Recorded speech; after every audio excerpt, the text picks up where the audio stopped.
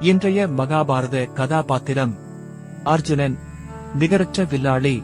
பாண்டவர்களில் மூன்றாமவனான அர்ஜுனன் இணையற்ற திறமையும் சிக்கலான உணர்வுகளும் கொண்ட ஒரு கதாபாத்திரம்.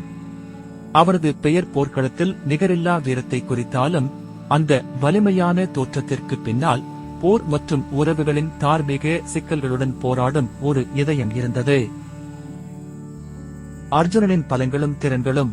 அர்ஜுனனின் திறமைகள் புராண கதைகளாக போற்றப்பட்டன. அவன் நிகரற்ற வில்லாளி, தனது காலத்தின் சிறந்த வில்லாளிகளில் ஒருவனாக கருதப்பட்டான். தனது காண்டீபம் வில்லால் நம்ப முடியாத சாதனைகளை செய்யும் வல்லமை பெற்றிருந்தான். அவனது துல்லியம் அபாரமானது.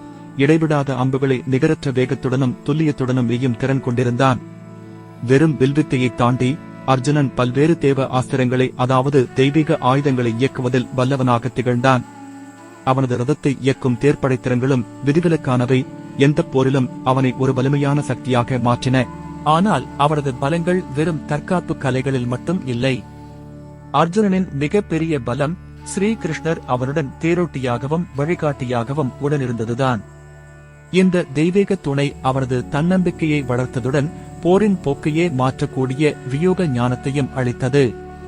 அவன் ஒரு சிறந்த போர் வீரனும் திறமையான போர் வியூக நிபுணனும் ஆவான்.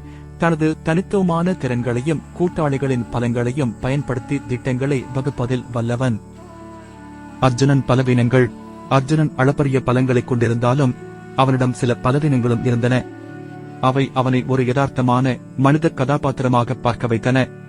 அவன் பெரும்பாலும் மனக்குழப்பத்திற்கும் சந்தேகத்திற்கும் ஆளானான். குறிப்பாக கடினமான தார்மீக தேர்வுகளை எதிர்கொள்ளும் போது இது வெளிப்பட்டது. குருக்ஷேத்திர போரின் போது தனது சொந்த உறவினர்களுக்கும் போற்றத்தக்க மூதாதையர்களுக்கும் எதிராக போரிடுவதில் தயக்கம் காட்டியது இதற்கு மிகச் சிறந்த உதாரணம். இத்தயக்கம் அவனை ஆழ்ந்த மனச்சோர்வில் ஆழ்த்தியது. மற்றொரு குறிப்பிடத்தக்க பலவீனம் கர்ணனின் மீதான அவரது பொறாமை. இது ஒரு சிக்கலான போட்டியின் விளைவாக உருவானது. அவரது வில்லாட்சி திறமைக்கு ஒரு சவாலாக கர்ணன் பார்க்கப்பட்டதும் சூழ்நிலைகளும் இதற்கு தூண்டுதலாக அமைந்தன.